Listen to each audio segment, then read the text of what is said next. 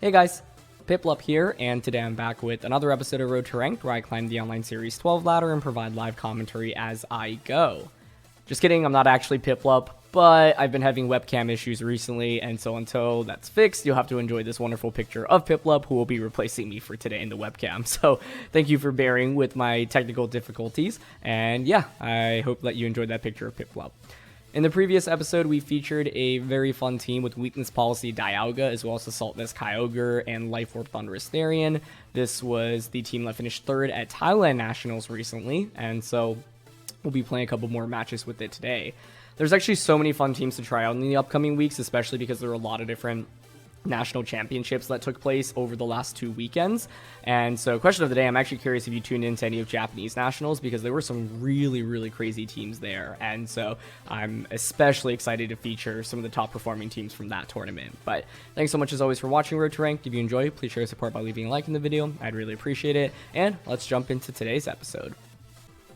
First game of the day, and we get a Dialga Palkia showdown here, as my opponent's running Palkia Calyrex Ice Rider, which, has been a pretty popular archetype since the first really month or 2 months of the format. Has seen a lot of different variations in the last couple of weeks, and now we're here.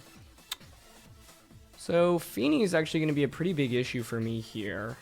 Means that I can't really max Wormwind as confidently, so I want to watch out for that.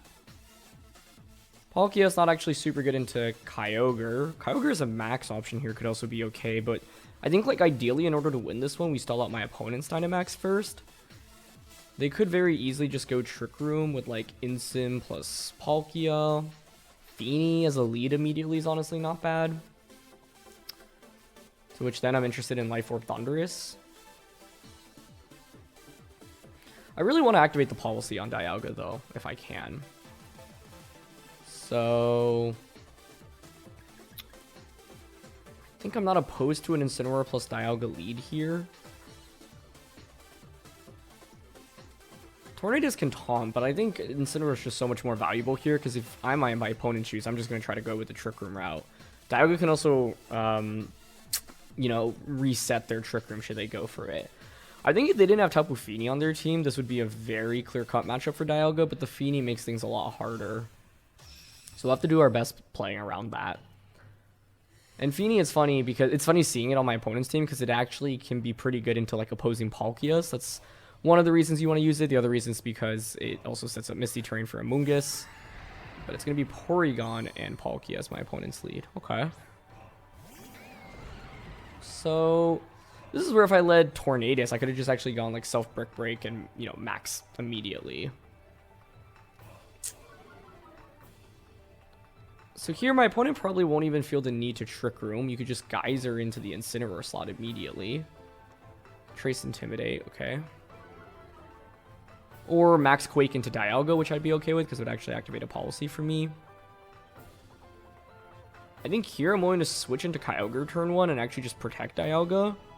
Even if you go for Dynamax, Palkia, and Geyser into Incineroar, it's not the end of the world. And if you Quake into the Dialga, like I mentioned, that would activate a policy for me. Then turn 2, I could max Dialga and Steel Spike, Water Spout, or Origin Pulse, Scald the Porygon 2 slot. My opponent could easily switch Porygon out at Tapu Fini here as well, so that's one possibility. Yeah, I have a lot of options. But looks like they're going to be staying in with Palkia. That certainly makes sense. Would have been cool to go with Tornadus Dialga here, because I would have also been able to pressure Porygon with the taunt. So what I could have done was taunt Porygon turn 1, protect Dialga, then turn 2, either Tailwind, Max Wormwind, or just Self Brick Break, depending on if they Quake to activate policy the previous turn. So that was the other awkward thing about this matchup. I wasn't sure how fast Palkia and Dialga were relative to each other going into it, because you can run, no speed on Palkia, you can run max speed. There's a wide range.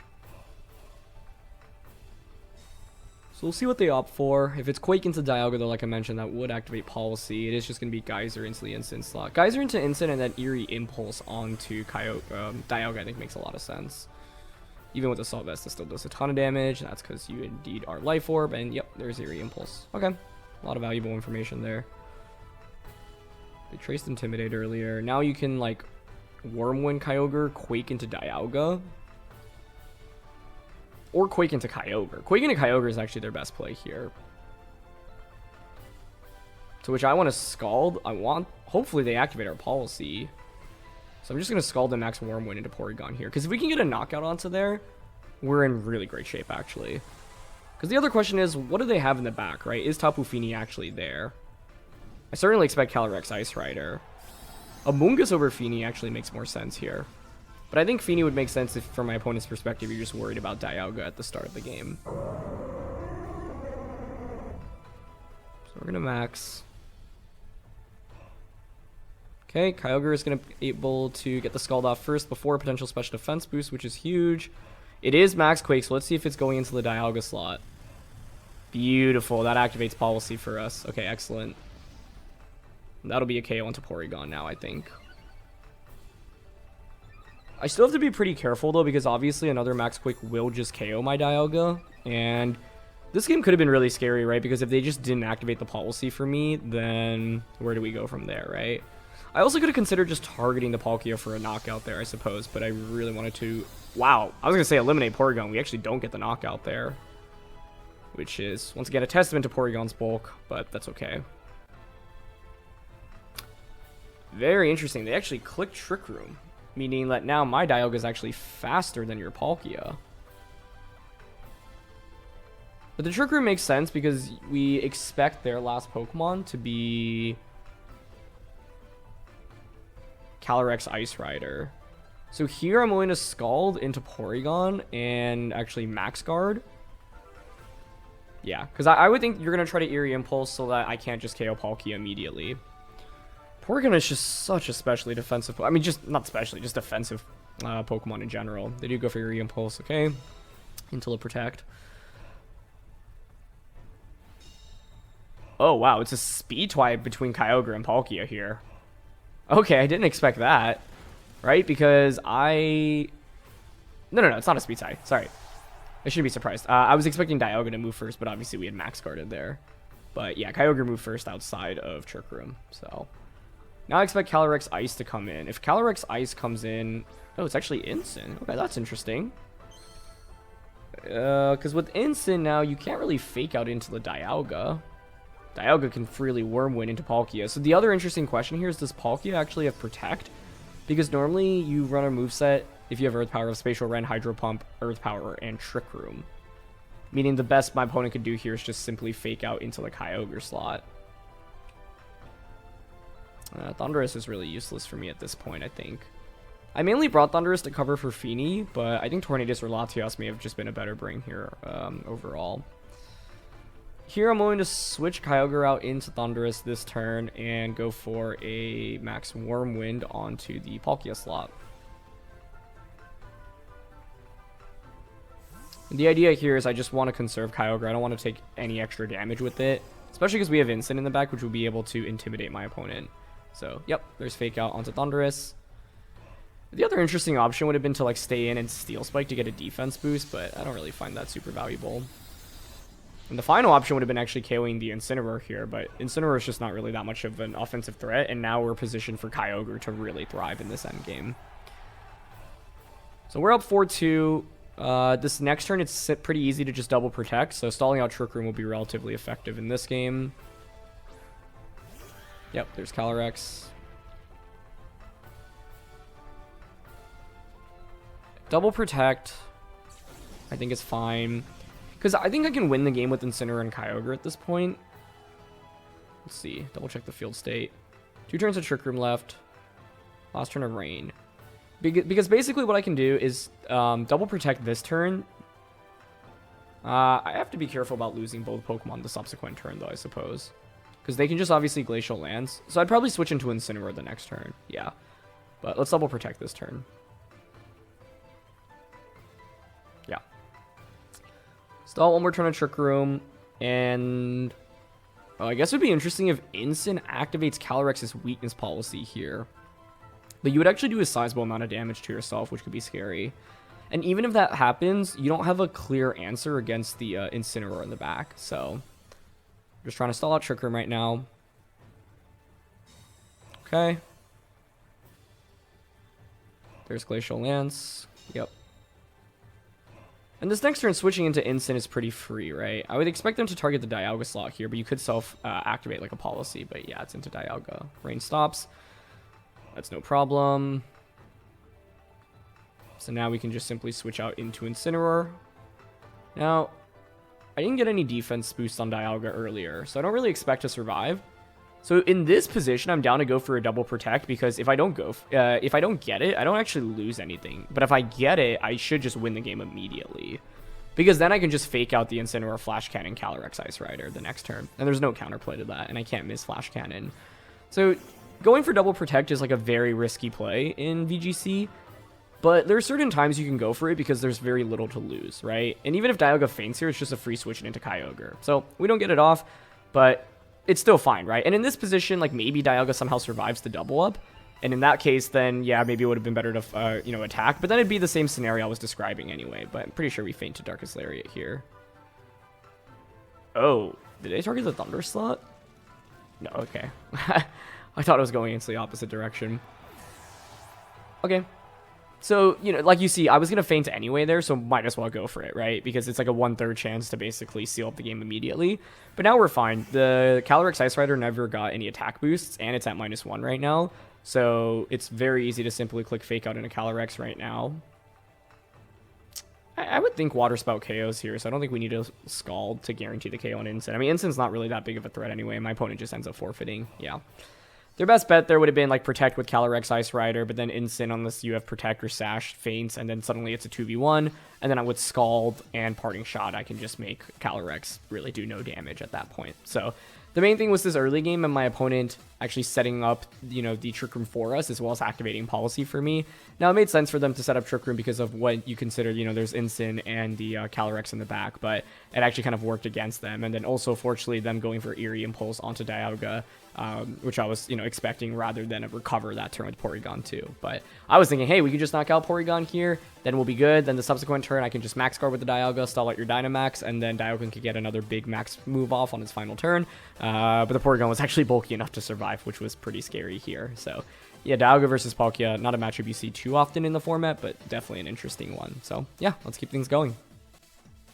Wow, next team here, we've got Calyrex-Solgaleo, which we actually just featured on the channel recently, so if you haven't seen those videos, check them out. Calyrex-Solgaleo recently finished second at the Vancouver Regional Championships. It's a very underrated restricted combination, and Solgaleo has a lot of weaknesses in the format right now, given the rise of Calyrex, Shadow Rider, Lunala, and Yveltal. Although I think Yveltal's fallen off a little bit in usage, but all of those three can be pretty solid into Solgaleo, but there are a lot of teams that just have no answer into Calyrex and Solgaleo. So as always, the first question I want to ask is, well, how do I stop that duo, right? Normally you're going to aim to just go for a Bulldoze, activate the Policy on Solgaleo, and just simply go from there. Huh. You know what would be funny? Like, a Bulldoze would actually activate my Dialga's Policy as well. To which I can, like, Tailwind and then Max Quake. Latias. Well, Latias having Ally Switch here would actually be a really interesting option because I can Ally Switch into a Max Quake, for example. But I think I'm down for Tornadus Dialga here. Kyogre in the back. Incin is the fourth. Actually, I don't think Incin's that valuable here. I think Thundurus is better. My problem here is that I don't really have great damage into Solgaleo, and I don't know its full moveset. And there's no way to deny Bulldoze into Policy here. So I actually don't think I have a great answer into Calyrex plus Solgaleo. And that's the thing, right? I think one of the reasons why that is an incredibly smart meta call, or has been for a bunch of the regionals recently, and why Zach, the original creator of the team that we had featured previously with that, did really well, was because it's a duel that people just don't go out of their way to prepare for, and that can give you a major advantage. It's going to be Calyrex and Rhyperior here. So one thing to think about is Speed Swap to activate or to make Rhyperior fast, basically. But this lead isn't... I guess it could be Trick Room Calyrex as well. Let's do one other thing. So I'm actually intrigued in the idea of taunting Calyrex and protecting on turn 1. That covers Speed Swap. It covers for Speed Swap and it covers for Trick Room. Because the problem is if Trick Room goes up here, Rhyperior just might give me a lot of trouble. there's so many plays you could go for with this lead. Like, it's Speed Swap, Dynamax Rhyperior, Max Quake into Dialga. You could just Astro Barrage immediately. You could Max Rockfall. You could Protect with the Calyrex as well. And it's going to be Rhyperior Dynamaxing. It's so interesting because Rhyperior was one of the most dominant Pokemon in the beginning of Sword and Shield because of, you know, what the rule set was back then. And specifically, like, you know, there are a lot of Pokemon that we currently are allowed to use that, you know, weren't allowed back then. So it really had a nice time in the first couple of months. It also could be Bulldoze to activate Policy on Rhyperior, which would also be pretty interesting here. Taunt. There's the Speed Swap. Yep. And Max Quake. Beautiful. Cool. So like I said, there was a lot that could have happened there, but very fortunately for us, my opponent went for basically the exact play that I was kind of expecting them to make.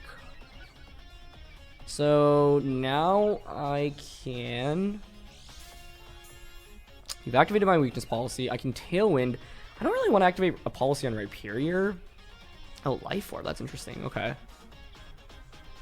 Tailwind. I would think a +2 Steel Spike KOs. Maybe not, but even if it doesn't, that's fine. The other thing is, like, trying to get a Weather Ball onto it. That would be really satisfying. The other thing is, like, yeah, if Rhyperior actually survives due to its ability and then Max Quakes me in return. So, even if it one-shots Dialga here, it's not the end of the world because it would actually just give me a free switch into Kyogre and then I can just Hurricane Water Spout, and my opponent does not really have any great switch-ins into that at this point in the game. So normally you want to be a little bit careful, right? Because you obviously don't want to just have one turn of Dynamax here, but I'm actually okay with that because I prevented Calyrex from getting speed control at this point onto the Rhyperior, and I've got this Kyogre waiting in the back just to come in. Okay, so we get Tailwind up. Calyrex decides not to switch out here, so it might just be an Astral Barrage. There's Max Steel Spike onto Rhyperior at +2. Okay, it is enough to get the knockout. Beautiful. And from this position, I think it's very tough for my opponent to win the game, but we'll see. Pretty cool to see Rhyperior, though. It's been a very long time since we've run into this. Rhyperior just has a lot of issues in this format, right? It's not good into Zacian. It struggles against Kyogre. Really, it struggles against a lot of the more common restricteds. But I think Zacian in itself, like its existence, invalidates a lot of Pokemon from being used. Okay, so Rillaboom comes out now. That's fine. You can't really click Fake Out onto the Dialga slot. You probably expect Solgaleo to be my opponent's last one. That's fine. If we Wormwind KO Rillaboom here, then the Kyogre is essentially protected. This turn's actually a little bit scary. Like, one thing I have to consider is Calyrex pulling off a comeback as well.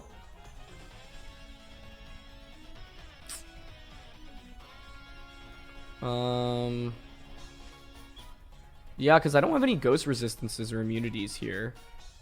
Instant would have been the only one. So maybe I should have just brought it over Thundurus. I keep bringing Thundurus, but it actually doesn't provide me that much value, unfortunately. If I had Protect here, I would definitely go for it, but I don't. Okay, I'm willing to switch into Thundurus here because it's just not that important for me, and then Wormwind into Rillaboom. Kyogre with the Salt Vest is obviously going to be excellent into Calyrex and pretty solid into Solgaleo as well. But I'm assuming Focus Sash on Calyrex right now, so I want to make sure I don't just, you know, lose to that. They actually don't Fake Out with Rillaboom, which is interesting, or go for a Protect, which in my opinion is the best case scenario, as Policy Dialga just gets the knockout onto Rillaboom there cleanly. Okay. I think it's also pretty interesting that in today's episode, my opponents have activated my policy for me in both of the games. And that's one of the things, right? Because players don't expect that frequently on Dialga, and those powerful ground type attacks are often going to be a 2-hit KO. So if your opponent doesn't have a policy there, then you know, you're just in great shape to go for something like that. Okay, Solgaleo comes out from my opponent, but given the lack of a Protect, we still have another turn of Dynamax. Like, we're in really good shape now.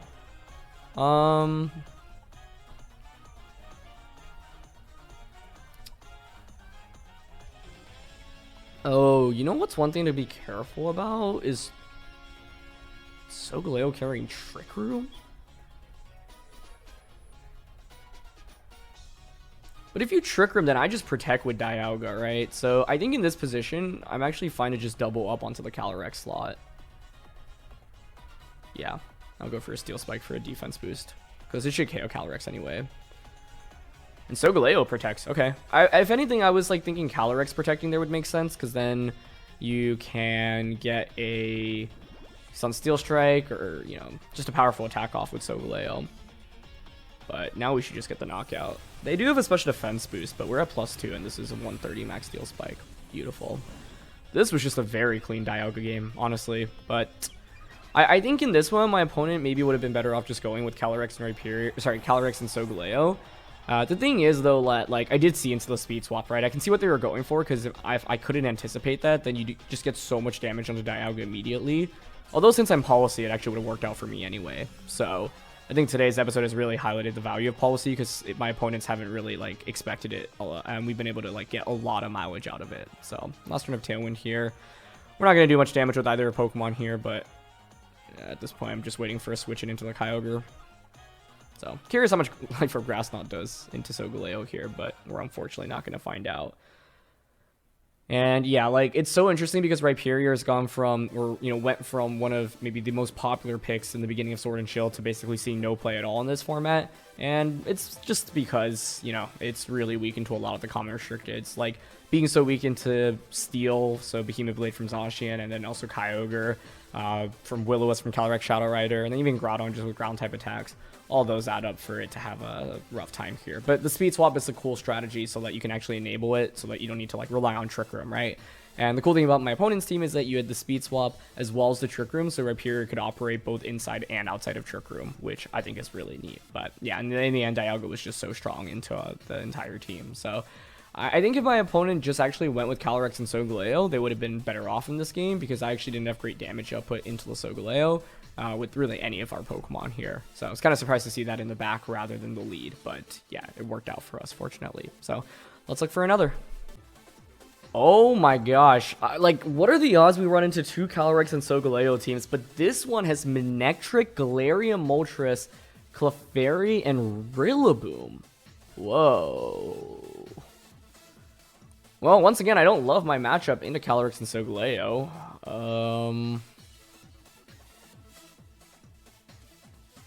And I think Galarian Moltres here is actually pretty scary because of the pressure of Snarl as well. In the last game, I was like, maybe I should have brought Incineroar instead. The problem here is the lack of like a strong Max Quake or a Max Flare, and the fact that Solgaleo resists both of Dialga's main attacks here.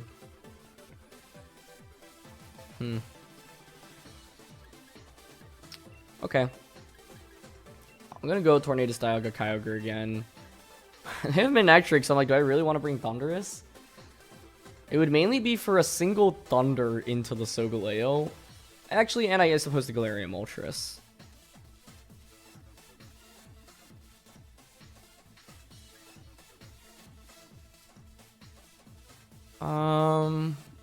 Like, the thing is, if I bring Incineroar, I just have so few protects. And the thing is, when you play against Solgaleo, it's really important to stall out its Dynamax. So, while Incineroar is tempting because, yes, it has super effective attacks into Solgaleo, and it's good into Calyrex and Rillaboom, one of my main fears is if I bring it here, if my opponent just leads Calyrex Solgaleo, I can't really stop it that easily. And this time around, we are just going to face it as the lead. Yeah, I don't think we actually have a very good answer into this, which is quite scary. So turn one's already interesting because I can Tailwind and then max Steel Spike into Calyrex to get a defense boost.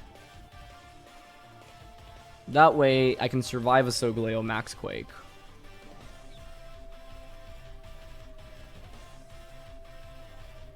I'm also intrigued by the idea of just max guarding Dialga here, then Tailwind Steel Spike. The problem with that is my opponent could theoretically Bulldoze and then max Rockfall Tornadus. Well, I feel like that's kind of unlikely.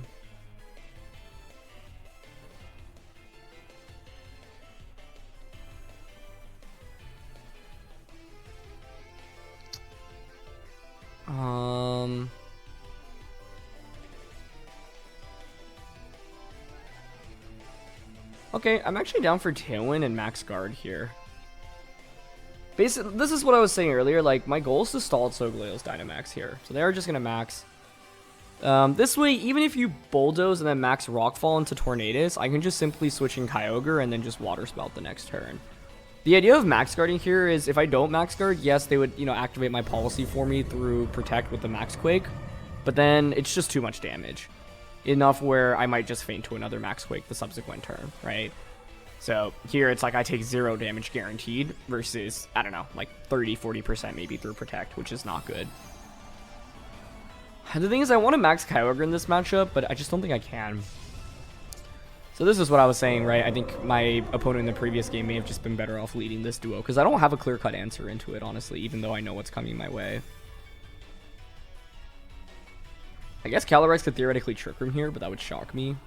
That would be a really good play. Oh, they actually just Astro Barrage. Okay. So no Bulldoze coming out. And they Rockfall. But that's fine. This is actually really critical because this means that my opponent does not get the policy off on Solgaleo. What would be really interesting here is if they were bluffing policy and they were actually just Assault Vest instead. What's also interesting is by going for Rockfall there, you did just break a potential Focus Sash on Calyrex, so now I'm wondering if it's Choice Scarf Calyrex instead, which, if that's the case, it's not really that scary. In this position, I believe the Dialga is fast. No, Kyogre is faster, okay. That's what I thought, but I was like, it was Dialga. There was one speeder interaction on this team, I think, where one Pokemon's 1 point faster than the other. I don't remember which one, though. Is it on this team? It might be on another team, actually, that I used recently. Yeah, we're just going to go to Kyogre here. So from this angle now, I can just click Water Spout and max Steel Spike for a defense boost. Yeah. And this is the slight downside where I don't really have damage in a Solgaleo, so I'm just going to Spout and Steel Spike. This is the classic awkward thing about both Dialga and Solgaleo, where like they really want to maximize their time in Dynamax, and so that Max Guard, I try to get a little bit fancy, it didn't really work out too well. Great Rockfall from my opponent. I'm still okay with the outcome, but of course I then could have opted to get a free Steel Spike that turn, right? Good Protect from Calyrex there, but I don't really have a way around it, so I'm happy to just get free damage onto it, because right now that's what I need in order to beat it. Okay, Steel Spike gets a little bit of chip through Protect. And now it means Solgaleo's damage output isn't as scary. I could see them going for a Rockfall just to change the weather. Oh, they might be activating my policy here, though. Let's see. Okay, nicely done. They target Kyogre here instead of the Dialga, so they don't get baited into just activating a policy for us. Now, this gives them a special defense boost, so I'm not so confident on Dialga's Max Wormwind getting the KO onto Calyrex here. So in this position, I'm fine just going for a Scald onto the Calyrex and another Steel Spike here. The defense boosts are honestly very, very valuable. And this is why I brought the Thundurus in the back, because Thundurus can just launch a Thunder into Solgaleo, which is pretty valuable. But since they do have Max Rockfall, I have to be pretty careful about how I can beat it. Part of the problem for me here is that Dialga literally has no way to hit Solgaleo for good damage. Kyogre can, of course, though, fish for a Scald into Solgaleo, and a Burn would be huge. So it doesn't feel good to spend 3 turns of my Dynamax here just to beat a Calyrex, but at the same time, my opponent Solgaleo hasn't really gotten too much off, so it's not the worst trade at the end of the day. If we were Life Orb Dialga here, right, I would just probably commit Wormwind into Calyrex and Scald and fish for a Burn onto Solgaleo, but obviously that's not the case. So here is a third Max Quake, yep, once again into Kyogre, and it puts us just under half HP. So now the question is, what does my opponent have in the back? Rillaboom is an option, Manectric, Galarian Moltres, Clefairy. All of those are pretty scary, to be honest. But Solgaleo's damage output now is actually really lacking. You know what else is interesting? If Solgaleo wants to now deal damage into Dialga, it's actually probably going to have to go for that ground type attack to activate my weakness policy, which is favorable for us. I have 2 defense boosts, but I'm not going to survive a Grassy Glide anyway right now. Dynamax ends on both ends. Ideally, we conserve for Kyogre. I don't know the item on Rillaboom, and if it's Assault Vest, I don't want to just waste a Roar of time. So I'm willing to switch out into Thundurus right now and just click Flash Cannon into Rillaboom. The goal right now is to eliminate Rillaboom, then Kyogre can come out later on and take, 1 or 2 hits from Solgaleo. It does feel bad to get rid of the defense boosts here, though, but I think I basically have to make this play. Okay, Kyogre's going to switch into Thundurus here. They actually go for Fake Out onto Dialga. Okay, really nice play there. And Rock Slide, so they read into the Thundurus switch in. Beautifully done.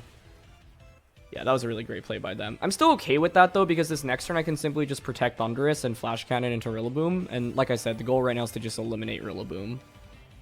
But that was a great play. Tailwind Peters out.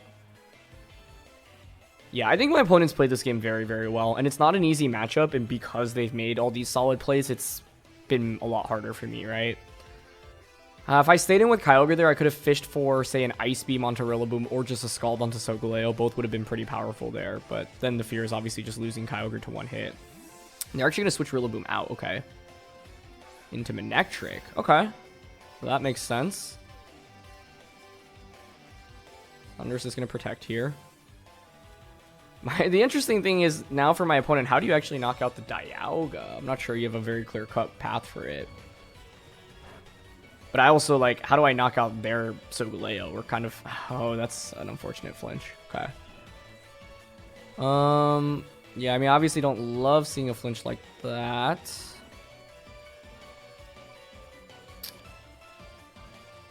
Not sure if it really makes that much of a difference, truthfully, but... What do I want to do now? Like, they're going to fish for Rock Slide again, right? So I actually feel like I need to switch into Kyogre right now.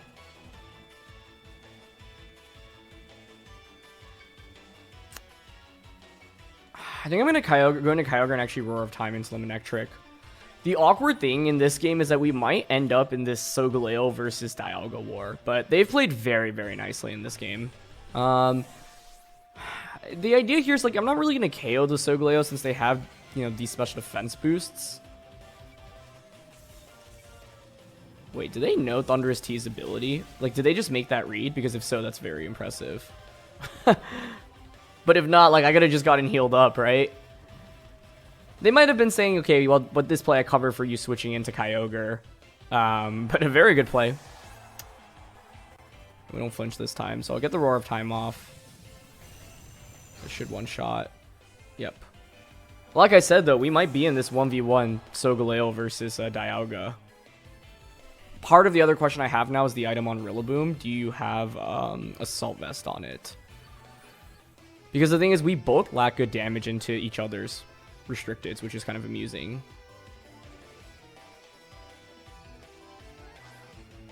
Okay, so Rillaboom comes out. This time I'm just going to protect Thundurus. Yeah, because the thing is, if they didn't know about Volt Absorb there, I actually would have just healed up all the way with Thundurus, and then I would have survived another Rock Slide. So I'm not sure if that was a prediction, or if it was just them not, you know, them covering... Or yeah, I'm not sure if it was them covering for Kyogre, or them kind of forgetting about Volt Absorb. But if I had to guess, it was them covering for Kyogre, or just making a hard read saying, I think you're going to switch into Kyogre right now, which would be understandable. What would also be interesting here is if they go for a high horsepower activating policy on Dialga. But it's knockoff, okay. Oh, with the knockoff now, though, you're free to go for the ground type attacks with Solgaleo. Yeah, which is very solid from them. +2 special defense. See, the thing is, I'm at +2 defense, though, so you don't really deal that much damage to Dialga. It's a really awkward endgame.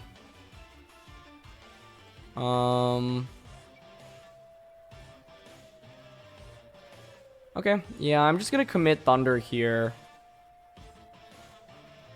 And Roar of Time and just play the Dialga versus Solgaleo 1v1 and hope my defense boosts are enough here. This also could just KO Thundurus, depending on its item. Ugh, it's actually enough for a knockout. So I wonder if it's a Miracle Seed there then. They go for Rock Slide again, so probably just trying to guarantee to knock out on Thundurus, which makes sense. As you see, it does no damage to Dialga. We don't flinch, though, which is good. So we go for another Roar of Time here, this time into Rillaboom. That is enough for a KO. So it is going to be the Dialga Solgaleo endgame that I described, but Solgaleo has a ground-type attack here. So it should win the war between us. Yeah. And they have the special defense boost, actually, so I don't really think I have a shot here. I just don't have good damage into Solgaleo. That's the toughest thing. And they had a lot of tricks here, right? Like, they had the knockoff, which was the biggest issue for me. Okay. Yeah, you're a +2 special defense. There's no way I'm ever winning this, right? I can't even lower your special defense stat. I guess it's good to Trick Room here. Trick Room, like, I don't know, fish for critical hit Roar of Time. 132 down to 80.